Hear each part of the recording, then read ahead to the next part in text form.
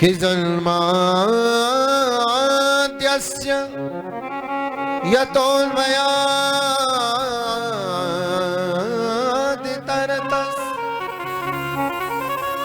चार्थे सुभिके स्वरा तेने ब्रह्म हृदय आदि कवये मुह्यन्ति सूरय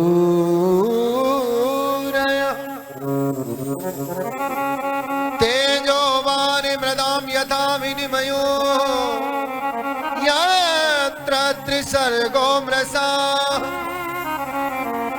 धाम्ना स्वेन सदा निरस्तकुहकम्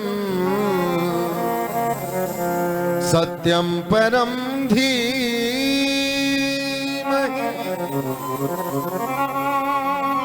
सत्यम परम धीमहि। भागवत के आदि मध्य और अंत में सत्य का प्रतिपादन है। भागवत का जब महात्मा का प्रथम श्लोक प्रारंभ होता है तो वो भी सच्चिदानंद रूपाय, और भागवत की महिमा का प्रारंभ होता है तो प्रारंभ में सत्यम परम धीमहि।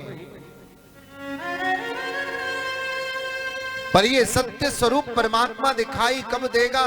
जब संसार की माया के जंजाल से निकल जाओगे, जब अपने हृदय को मंदिर बना लोगे, जब मंदिर में भगवान श्री हरि को बिठा लोगे। मेरे भाई बहन संत कहते हैं कि हमारे हृदय में बहुत सारी गंदगी भरी है, काम की, क्रोध की, मद की, लोभ की, मात्सर्य की।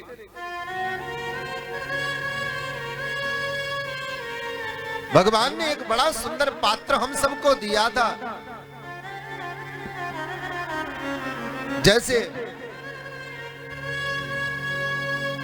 सज्जनों, कोई राजा, एक राजा महाराज, उसके पास में एक पात्र था,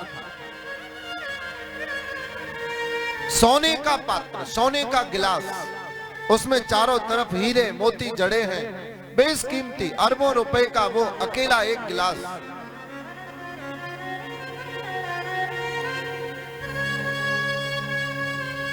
उस गिलास को वो जहां भी जाता संग ले जाता। मैं किसी के पात्र में पानी नहीं पीता, मैं किसी के पात्र में भोजन नहीं करता, मैं तो अपना पात्र लेता हूं।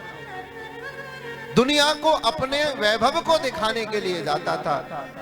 लेकिन एक दिन गुरुजी के पास में पहुंच गया, गुरुजी की शरण में आ गया, और गुरुदेव की शरण में आया तो गुरुजी ने कहा, भैया इतने बड़े नगर के भक्त, इतने बड़े नगर के सेवक आए हैं, जरा इनका अभिवादन करो, जरा इनका सम्मान करो, जरा इनके लिए कुछ बाल भोग लेकर के आओ। तो शिष्यों ने एक मिट्टी के कुल्हड़ में गन्ने का रस भर के और सेठ जी को दिया। अरे लीजिए, ये आपकी सेवा में, हम महात्माओं की तरफ से। राजा को अपनी वैभव दिखानी थी। उसने कहा, देखो महाराज बहुत अच्छा है, लेकिन मैं इस पात्र को नहीं ले सकता, क्योंकि मैं तो अपने पात्र में भोजन करता हूं, अपने पात्र में लेता हूं। अपना सोने का गिलास निकाला, जगमगाता हुआ वो गिलास। महात्मा जी हंसे, अरे आप इतने बड़े राजा हैं महाराज, और आप ये पीतल का गिलास लेकर के संग संग घूमते हैं, ये ठीक बात नहीं है। राजा ने कहा, अरे महाराज आप तो महात्मा है, आपको क्या फर्क मालूम कि पीतल क्या है, सोना क्या है? अरे आप जानते हो इस पात्र की कीमत अरबों रुपए है। अच्छा, ये पात्र इतना कीमती है? अच्छा भैया एक बात बताओ, जब ये पात्र इतना कीमती है तो इतने कीमती पात्र में तुम भर के पीते क्या हो? अरे भैया पात्र की कीमत 1 करोड़ की है, तो उसमें जो भर के पिया जाए वो भी तो कीमती होना चाहिए, उसकी भी तो कीमत होनी चाहिए। इसमें भर के क्या पीते हो? कहते हैं भैया इसमें भर के मैं पानी पीता हूँ, इसमें महाराज लस्सी पीते हैं, इसमें दूध पीते हैं, इसमें जूस पीते हैं। महात्मा जी बोले, ये तो हमारे मिट्टी के कुल्हड़ में भी हम पी लेते हैं, और कहते हैं मिट्टी का कुल्हड़ ज्यादा फायदेमंद। फिर इस पात्र की महत्वता कुछ नहीं रही। अरे जो काम हमारा एक मिट्टी के कुल्हड़ में चल सकता है, उसके लिए अरबों रुपए खर्च करके हमने ये गिलास बनवाया। नहीं नहीं महाराज, ये इसका सही उपयोग नहीं है, ये तो इसका दुरुपयोग है। अब आप ही लोग बताइए, ये सदुपयोग है कि दुरुपयोग है? मेरे भाई बहन, और ये दुरुपयोग हम आप सब लोग करते हैं। क्या भगवान ने हमें पात्र दिया, और वो बेस कीमती पात्र है हमारा हृदय, हमारा मन, हमारा दिल, जिसमें हम कहते हैं, पत्नी को कहते हैं तुम तो हमारे दिल में रहती हो, बच्चे को कहते हैं बच्चे हमारे दिल के जिगर के टुकड़े हैं, कोई यार दोस्त मिलते हैं कि भैया तुम हमारे यार हो, हमारे जिगर हो। मेरे भाई बहन, जिस पात्र में हमें अमृत भर के पीना था, जिस पात्र में हमें साक्षात भगवान नारायण को बिठाना था, जिसमें लक्ष्मी नारायण का मंदिर बिठा करके मन ही मन के अंतरंग भावों से मानसिक सेवा के द्वारा भगवान की सेवा पूजा अर्चना करनी थी, उस मन मंदिर में हमने संसार को बिठा करके रखा। ये हमारी सबसे बड़ी गलती है, सबसे बड़ी भूल है।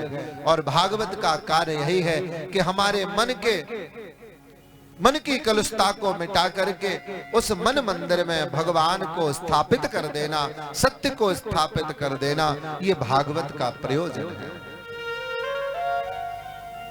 तेजो वारी मृदाम यथा विनिमयो। देखो, पात्र को धुलने के लिए, साफ करने के लिए 3 चीजें चाहिए होती हैं। सबसे पहले तेज माने अग्नि, तेज माने बल, भक्ति का बल, भजन का बल। तेज माने अग्नि, माने अग्नि भी कौन सी? चूल्हे पर रोटी बनाने वाली अग्नि से हृदय पवित्र नहीं होगा। भगवान के विरह में आतुर होकर के विरह की अग्नि जब हृदय में धू धू करके जलेगी, आंखों के आंसू अपने आप जब ढह निकलेंगे, तब जाकर के हृदय पवित्र होने लगेगा। तेजो वारी मृदाम, 3 चीजें।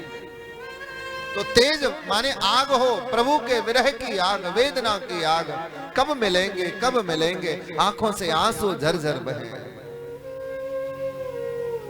किसी वियोगी को ही भगवान मिला करते हैं।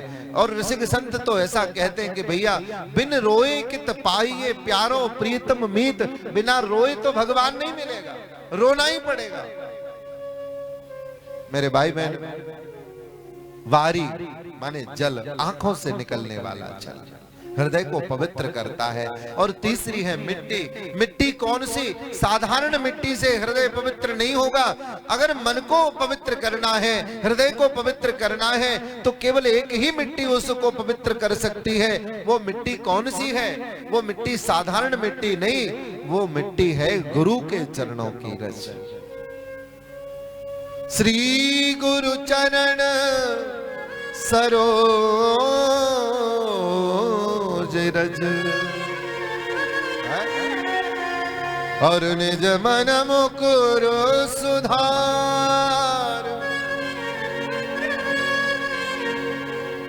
अगर मन को पवित्र करना है तो गुरु की शरण में जाके गुरुदेव के पाद पद्मों से निकलने वाली धूली को, उनके चरण जहां पड़े हैं, उस धूली को उठा करके माथे से लगाना।